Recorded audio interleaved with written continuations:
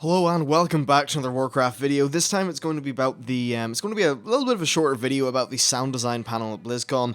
So there's really only a few things to take away from this, and overall it was, in my opinion, quite interesting. So for World of Warcraft, well, they said that all the new models are going to have new sound effects, and just basically new sound assets across the board. I think this is really good because sometimes the current models feel not only do they look a bit old, but they sound a bit old, and that definitely is a pity. So it'll be nice to have that coming in, to just have a complete update of everything with the player characters.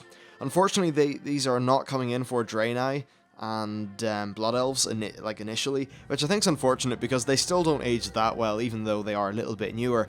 Now also, they said that there were only, and currently are in the game, only 6 different surface footstep sounds. Apparently Warlords of Draenor is going to add many, many more. They've also said that they're going to be revisiting hunter weapons, but this is something that I'm very thrilled about. And they showed us a video of all of the different weapons, and I've got to say, they just sounded fantastic.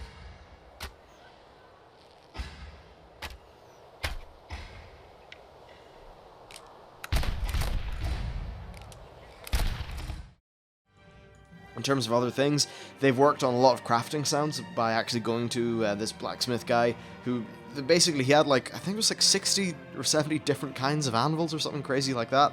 So he was whacking them and they got a whole bunch of new sound assets for that. There are also a whole bunch of new creature sounds and that sort of thing. And now, talking about just some other general things, they said the Mists of Pandaria had even more sound actors than they had before, including a lot more scope, which is kind of cool, and that orc voices are very hard to cast, but it's kind of a bit of a fun challenge. Orc voices, I think it's very, people can do that kind of deep, grisly voice, but the thing is actually acting that and getting emotion out of it, sometimes rather hard. So yeah, I think the Grosh voice actor did a very good job, actually, especially in the patch 5.4 trailer. So yeah, there's that. Now, onto Hearthstone. They said that the music had to be from the same universe as World of Warcraft, but have a very different vibe. It needed to be friendly and fun, and just sort of not epic.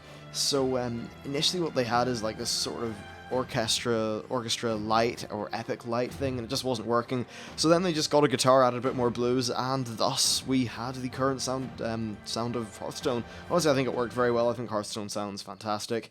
So yeah, they also had a fun little tidbit. At one point the crowd laughed when you lost, and apparently this wasn't very popular. Well, personally, I think that'd be kind of funny, but I guess some people wouldn't really like it.